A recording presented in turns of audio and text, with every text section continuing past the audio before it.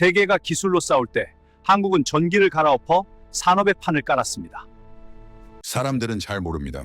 대한민국이 세계에서 경쟁력을 갖게 된 결정적인 순간이 화려한 기술 발표나 대기업의 탄생이 아니라는 사실을요. 그 변화는 너무 평범해서 아무도 주목하지 않았습니다. 벽에 붙은 콘센트, 전압이라는 숫자 하나. 잠깐. 아직 구독과 좋아요 누르지 않으셨다면 딱 1초만 시간 내서 부탁드립니다. 1970년대 가난했던 한국은 멀쩡히 쓰던 전기를 전부 뜯어 고치겠다는 상식밖의 결정을 내립니다. 110볼트를 버리고 이근 20볼트를 선택한 겁니다. 당시는 무모하다는 말이 더 많았습니다. 돈도 없고 기술도 부족한 나라가 왜 굳이 위험하고 비싼 길을 가느냐는 비웃음이 쏟아졌죠. 하지만 한국은 알고 있었습니다. 전기는 편의가 아니라 국가의 근육이라는 걸요.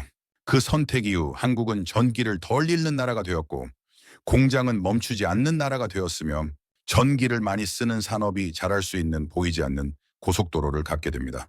그리고 훗날 그 길 위를 가장 빠르게 달린 기업 중 하나가 바로 삼성이라는 이름으로 불렸을 뿐입니다. 오늘의 실 이야기는 삼성이 아닙니다. 왜 한국은 그때 220볼트를 선택했는지, 왜 그 결정이 50년 뒤까지 나라의 체력을 바꾸고 있는지, 그리고 왜 어떤 나라는 지금도 그 선택을 하지 못하는지에 대한 이야기입니다.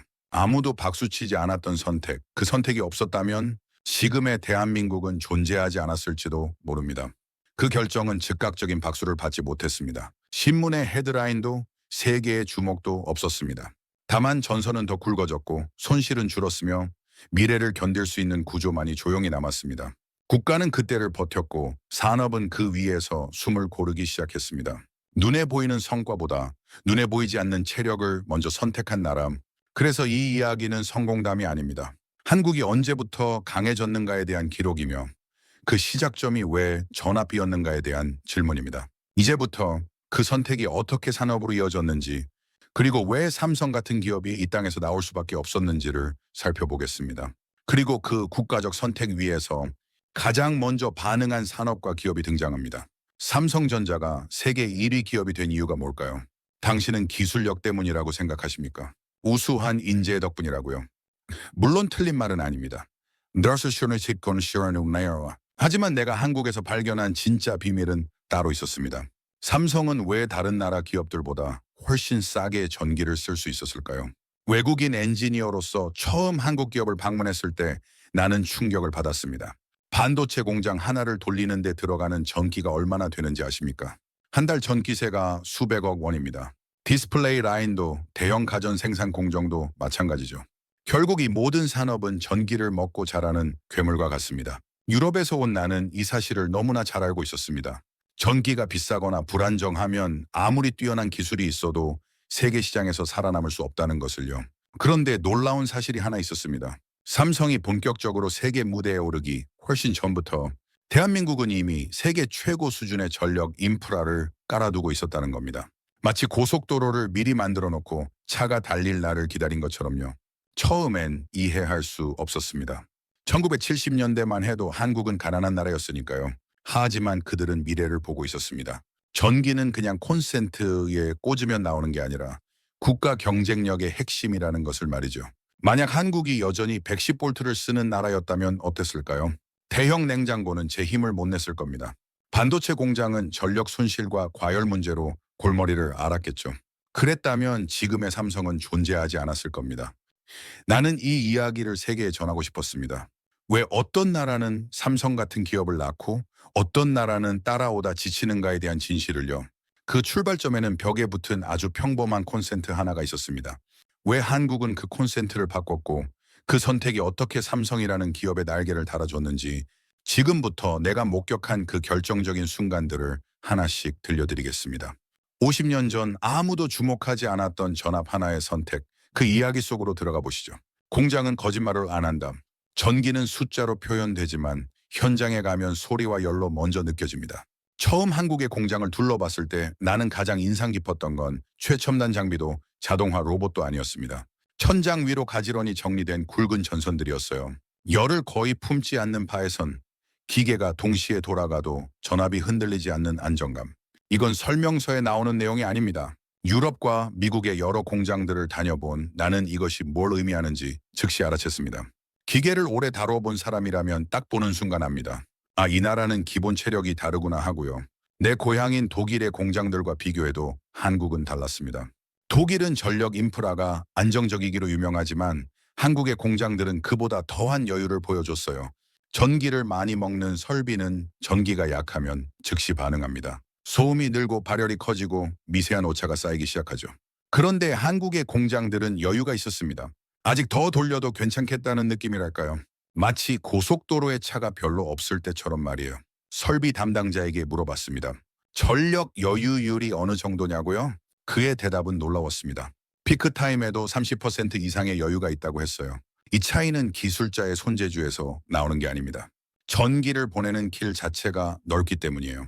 전압이 높으면 같은 전력을 보내더라도 전류가 적게 흐릅니다.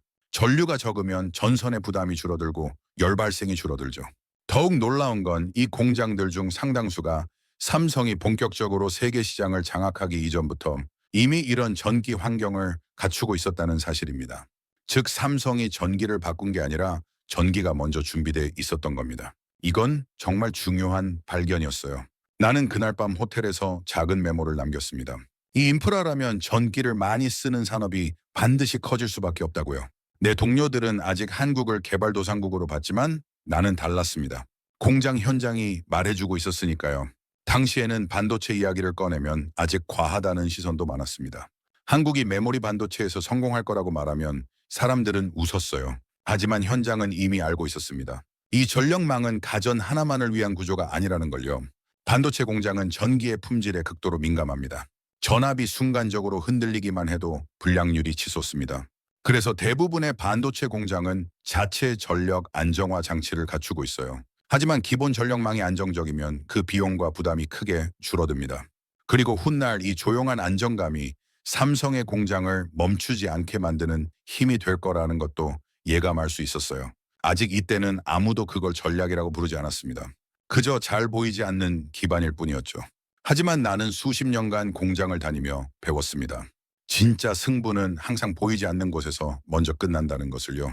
화려한 기술 발표회나 신제품 런칭 행사 뒤에는 언제나 이런 조용한 인프라가 받쳐주고 있었습니다. 그렇다면 질문은 하나로 좁혀집니다. 왜 한국은 이런 기반을 먼저 가질 수 있었고 다른 나라들은 그러지 못했을까요?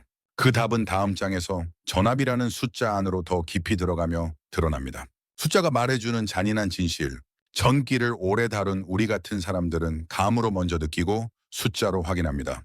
한국의 전력망이 왜 다른지 나는 처음엔 문화나 근면성 때문이라고 생각했습니다. 한국 사람들의 부지런함이나 정부의 강력한 추진력 같은 것들 말이죠. 하지만 곧 깨달았습니다. 이건 애국심이나 자부심의 문제가 아니라 물리법칙의 문제라는 것을요. 아주 간단한 사실 하나부터 보시죠. 같은 일을 하는 전기라면 전압이 높을수록 전류는 줄어듭니다. 전력은 전압 곱하기 전류니까요. 1000W의 전력을 보낼 때 100V를 쓰면 10A의 전류가 필요하지만 200V를 쓰면 1A만 있으면 됩니다. 그리고 여기서 결정적인 한 줄이 나옵니다. 전력 손실은 전류의 제곱에 비례한다는 사실입니다. 이건 물리학의 기본 법칙이에요. 옴의 법칙과 줄의 법칙이 만나는 지점이죠. 내가 처음 이 계산을 했을 때 믿을 수가 없었습니다. 이 말이 얼마나 잔인한지 현장을 본 사람은 압니다. 전압이 절반이면 전류는 2배가 되고 손실은 4배가 됩니다. 이건 협상이 아니에요. 어길 수 없는 자연의 규칙입니다. 구체적으로 계산해 보겠습니다. 같은 1000W를 1km 떨어진 곳으로 보낸다고 가정해보죠. 110V 시스템에서는 약 9A의 전류가 흐릅니다. 미 20V 시스템에서는 약 4000몇 2A만 흐르죠. 전선의 저항이 같다면 110V 시스템의 손실은 220V 시스템의 4배입니다. 한국이 210V를 쓰고 내 조국을 포함한 어떤 나라들은 110V에 머물렀다는 건 같은 전기를 보내면서 한쪽은 내 배를 태우고 다른 한쪽은 그걸 아낀다는 뜻입니다. 50년 동안 말이죠. 나는 이 사실을 본국에 보고했지만 아무도 심각하게 받아들이지 않았습니다. 지금 당장 불편한 게 아니니까요. 여기서 경이로운 지점이 하나 있습니다. 이 차이는 국민이 느끼지 못하게 쌓였다는 거예요. 전기는 잘 들어옵니다. 불도 켜지죠. TV도 잘 나오고 냉장고도 잘 돌아갑니다. 하지만 보이지 않는 곳에서 열로, 손실로, 비용으로 조용히 사라집니다.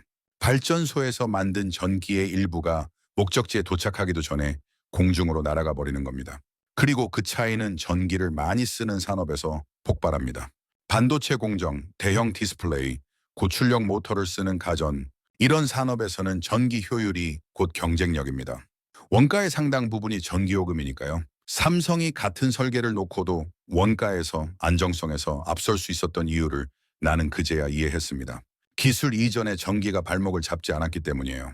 경쟁사들이 전기 문제로 고민할 때 삼성은 제품 개선에 집중할 수 있었던 겁니다. 이쯤 되면 질문이 바뀝니다. 왜 220V가 좋은가가 아니라 왜 아직도 110V를 고집했는가로요. 상식처럼 퍼져 있던 말, 전압이 낮으면 안전하다는 믿음도 여기서 흔들리기 시작합니다. 전압이 낮아지면 전류가 커지고 그 전류를 견디기 위해 전선은 더 굵어져야 합니다. 결국 구리는 더 들어가고 열은 더 나고 비용은 더 커집니다. 이건 절약이 아니라 지연된 청구서입니다. 한국은 그 청구서를 미리 끊어버렸습니다. 그리고 그 선택의 효과는 공장 바닥에서 먼저 나타났어요. 다음 장에서는 그 결정을 가로막은 가장 인간적인 이유, 되돌아갈 수 없었던 선택을 파헤쳐 보겠습니다. 나한테 안전하다는 말의 함정. 이쯤 되면 사람들은 이렇게 묻습니다. 그래도 110V가 더 안전한 거 아니냐고요. 그러나 나도 처음엔 그렇게 배웠습니다. 실제로 오랫동안 그 말은 서구 사회에서 상식처럼 굳어 있었습니다. 전기 안전 교육에서도 항상 강조됐죠. 전압이 낮으면 감전사고의 위험이 줄어든다고요. 그리고 그 상식은 수십 년 동안 선택을 멈추게 만든 가장 강력한 논리였어요. 하지만 한국의 데이터를 분석해보면 이 말은 절반만 맞고 나머지는 위험한 착각이었습니다. 전압이 낮다고 해서 전기가 갑자기 순해지는 건 아닙니다. 110V도 사람을 충분히 죽일 수 있는 전압이에요. 인체에 치명적인 건 전압보다 전류입니다. 심장을 멈추게 하는 건 대략 100mA 정도의 전류예요. 110V든 220V든 이 전류는 충분히 흐를 수 있습니다. 차이는 안전이 아니라 사고가 났을 때의 확률 관리에 있습니다. 그리고 그 확률을 좌우하는 건 전압이 아니라 설계와 규격입니다. 한국은 승합과 동시에 콘센트 구조를 바꿨습니다. 접촉력이 강한 플러그, 빠지지 않는 결속, 점차 확대된 접지 설계, 즉 위험을 줄인 게 아니라 위험을 관리한 겁니다. 나는 한국의 콘센트 규격을 처음 봤을 때 감탄했습니다. 유럽의 슈코 플러그만큼이나 안전하게 설계되어 있었거든요.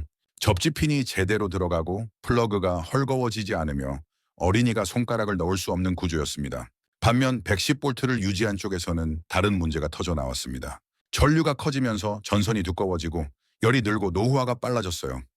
나는 미국의 오래된 건물에서 화재 조사를 한 적이 있습니다. 원인의 상당수가 과열된 전선이었죠. 결국 사고 가능성은 줄어들지 않았습니다.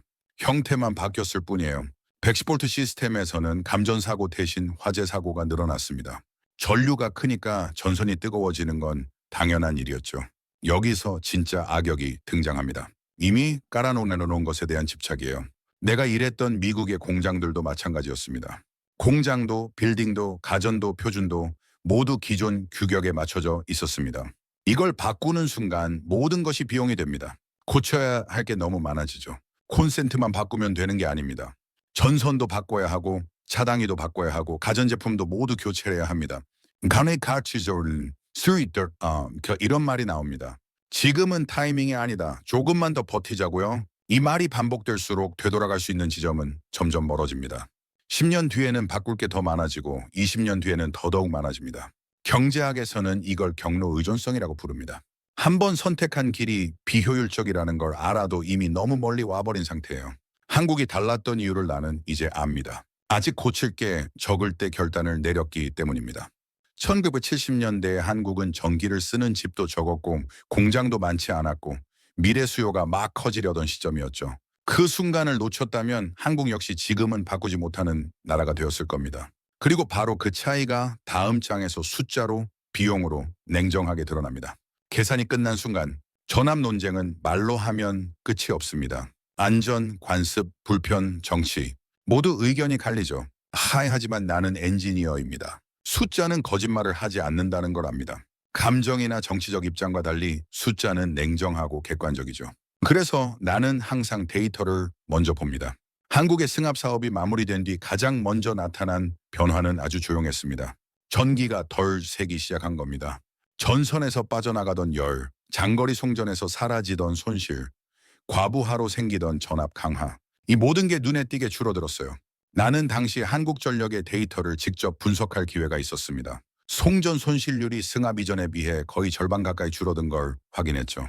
이건 엄청난 변화였습니다. 같은 발전량으로 훨씬 더 많은 수요를 감당할 수 있게 됐다는 뜻이니까요. 예, 그 결과는 단순했습니다. 같은 발전량으로 더 많은 산업을 돌릴 수 있게 된 겁니다. 또는 같은 산업을 돌리는 데 필요한 발전량이 줄어들었다고 볼 수도 있죠. 만약 110볼트를 유지했다면 어땠을까요? 전력 손실을 보존하기 위해 발전소를 더 지어야 했을 겁니다. 발전소 한 기를 짓는 데 드는 비용과 시간을 생각하면 이건 작은 문제가 아니에요. 전기요금은 지금보다 20%에서 30% 이상 비쌌을 가능성이 큽니다. 이건 내 추정이 아닙니다. 당시 연구와 계산이 이미 그 결론을 가리키고 있었어요. 한국전력연구원의 보고서를 보면 승합으로 인한 경제적 효과가 명확히 기록되어 있습니다. 여기서 판이 뒤집힙니다. 나는 이제 이해했습니다. 승합은 비용이 아니라 투자였던 겁니다. 루케이시 1조 4천억 원, 당시 한국으로선 적지 않은 돈이었습니다. 국가 예산의 상당 부분을 여기에 쏟아부은 거죠. 하지만 그 대가로 한국은 수십 년 동안 전력 효율이라는 이자를 받기 시작했어요. 복리로 불어나는 이자였습니다. 매년 절감되는 전력 손실, 줄어드는 발전소 건설 비용, 낮아지는 전기요금, 이 모든 게 경제 성장의 밑바탕이 됐죠. 그리고 이 이자는 가장 먼저 전기를 많이 쓰는 기업들에게 돌아갔습니다. 마이너넘, 삼성 같은 회사들 말이죠. 공장을 더 키워도 전기가 발목을 잡지 않았고 설비를 증설해도 전력망이 흔들리지 않았습니다. 이건 기술자에게는 엄청난 자유입니다. 전기는 걱정하지 말고 제품만 생각해도 된다는 뜻이니까요. 나는 삼성의 엔지니어들과 이야기를 나눠본 적이 있습니다. 그들은 전력 문제를 거의 고민하지 않았어요. 당연한 것처럼 여겼죠. 반대로 기존 규격을 유지한 나라들은 이 시점부터 선택지가 줄어들기 시작합니다. 나는 본국의 동료들에게 이 사실을 알렸지만 그들은 믿지 않았습니다. 나 지금 당장은 괜찮으니까요. 고치려면 너무 비싸고 안 고치자니 비효율이 계속 쌓입니다. 그래서 나오는 계산이 지금 바꾸면 얼마냐는 질문입니다. 그리고 그 숫자는 시간이 갈수록 기하급수적으로 불어납니다. 1990년대에는 50조 원 정도였던 게 2000년대에는 80조 원이 됐고 이제는 100조 원을 훌쩍 넘어섰습니다. 이쯤 되면 바꾸는 건 선택이 아니라 포기의 문제가 됩니다. 아무리 장기적으로 이득이라 해도 당장 100조 원을 쓸 나라는 없으니까요. 한국은 가난할 때 계산을 끝냈고 다른 나라들은 부자가 된 뒤에야 계산서를 받아들였습니다. 이 차이가 다음 장에서 한 장면으로 결정적으로 드러납니다. 재난 앞에서 전기가 갈라진 나라의 이야기입니다. 전기가 갈라진 날, 재난은 시스템의 민낯을 드러냅니다. 평소엔 잘 숨겨진 약점이 그날만큼은 도망갈 곳이 없죠. 2011년 일본 열도가 흔들리던 그날도 그랬습니다. 나는 당시 도쿄에 있었습니다. 지진이 일어났을 때 나는 회의 중이었어요. 건물이 흔들리고 사람들이 비명을 지르기 시작했죠. 하지만 진짜 문제는 그 후에 시작됐습니다. 동쪽의 대형 발전 설비가 멈췄고 수도권은 순식간에 전력 부족에 빠졌어요. 세계 최고 수준이라던 인프라에서 계획 정전이라는 단어가 현실이 됐습니다. 거리에 신호등이 꺼지고 지하철이 멈췄죠. 병원들은 비상 발전기를 가동했습니다. 그런데 이상한 장면이 하나 있었습니다. 그 나라의 서쪽에서는 전기가 남아돌고 있었던 겁니다. 오사카와 그 주변 지역은 멀쩡했어요. 발전소도 잘 돌아가고 있었죠. 보내주면 되지 않느냐고요. 상식적으로는 그렇습니다. 하지만 그 전기는 동쪽으로 갈 수 없었습니다. 주파수가 달랐기 때문입니다. 동일보는 50Hz, 서일보는 60Hz. 나는 믿을 수가 없었습니다. 한 나라 안에 서로 다른 전기 언어를 쓰는 지역이 있다니요? 이건 역사적인 이유 때문이었습니다. 메이지 시대에 동쪽은 독일에서 발전기를 들여왔고 서쪽은 미국에서 들여왔죠. 그때는 별 문제가 없었습니다. 지역이 독립적으로 운영됐으니까요. 하지만 나라가 하나로 통합된 뒤에도 이 구조는 그대로 남았습니다. 평소엔 티가 나지 않던 그 구조가 재난 앞에서 치명적인 벽이 되었습니다. 중간에 변환 시설이 없었던 건 아닙니다. 있었습니다. 하지만 용량이 턱없이 부족했어요. 고작 100만 킬로와트 정도였죠. 도쿄가 필요로 하는 전력의 몇 퍼센트에 불과했습니다. 결국 전기가 있는데도 못 쓰는 상황이 벌어졌습니다. 서쪽의 전기는 그냥 버려지고 동쪽 사람들은 어둠 속에서 떨어야 했죠. 그 장면은 나를 포함한 전 세계 엔지니어들에게 강한 충격을 줬습니다. 나는 그때 한국의 전력망을 떠올렸습니다. 전국 어디서나 같은 전압, 같은 주파수, 과잉도 분열도 없는 구조. 이건 기술의 우열이 아니라 결정의 결과였습니다. 한국은 초기부터 전국을 하나의 기준으로 통일했어요. 한국도 주파수를 바꾸지 못한 한계는 있습니다. 60Hz로 시작했고 지금도 그대로죠. 하지만 최소한 전국을 하나의 기준으로 묶어두었어요. 제주도까지 해저 케이블로 연결했죠. 그 차이는 위기에서 바로 드러났습니다. 만약 한국의 남과 북이 다른 주파수를 썼다면 어땠을까요? 전력 융통이 불가능했을 겁니다. 한쪽에 정전이 나도 다른 쪽에 전기를 보낼 수 없었겠죠. 이 순간 나는 판단을 멈췄습니다. 분석가의 시선이 아니라 관찰자의 시선으로요. 이건 인정해야 한다고 생각했습니다. 조용히 하지만 분명하게요. 전기는 평소엔 배경이지만 위기에서는 나라의 체력이 됩니다.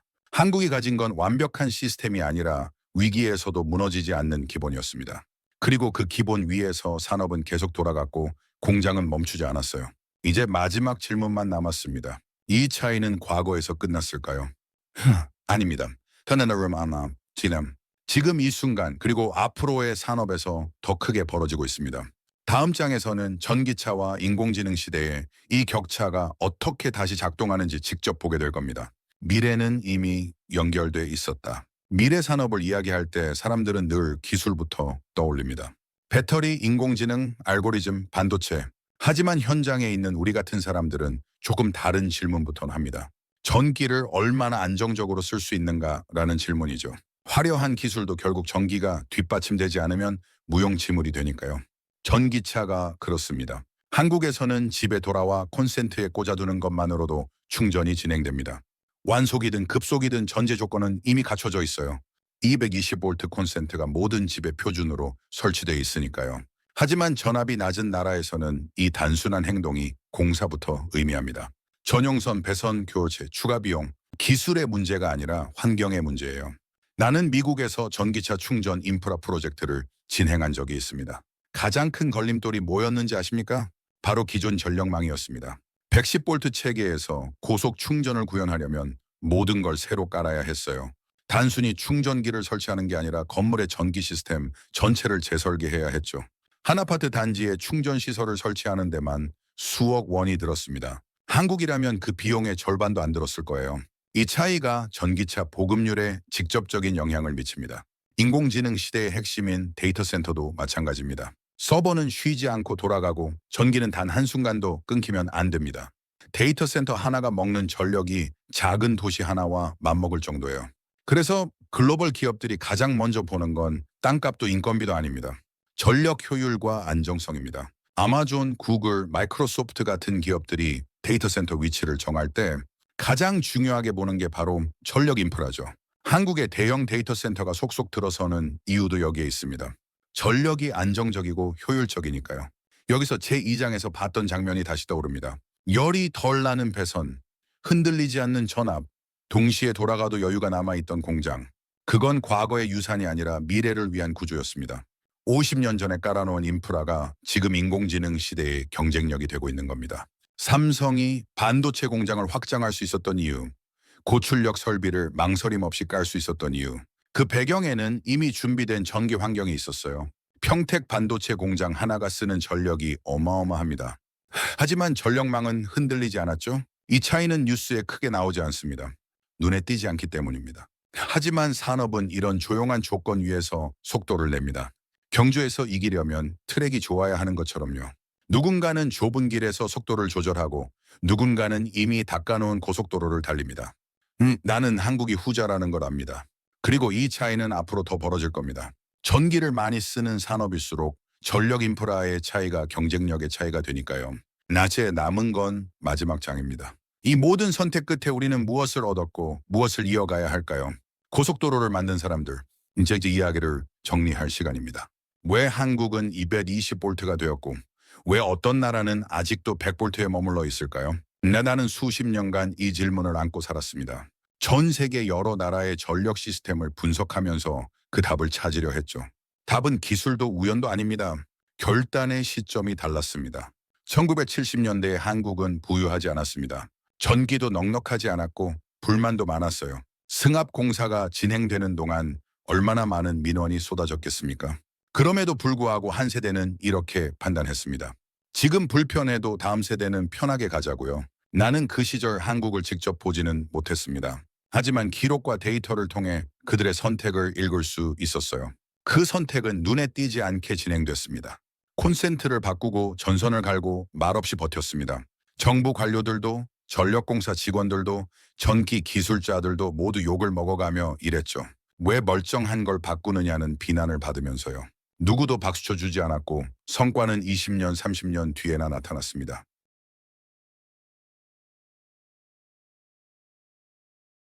당시 승합 사업을 주도했던 사람들은 대부분 은퇴한 뒤에야 자신들의 선택이 옳았다는 걸 확인할 수 있었어요. 하지만 그 결과는 분명했습니다.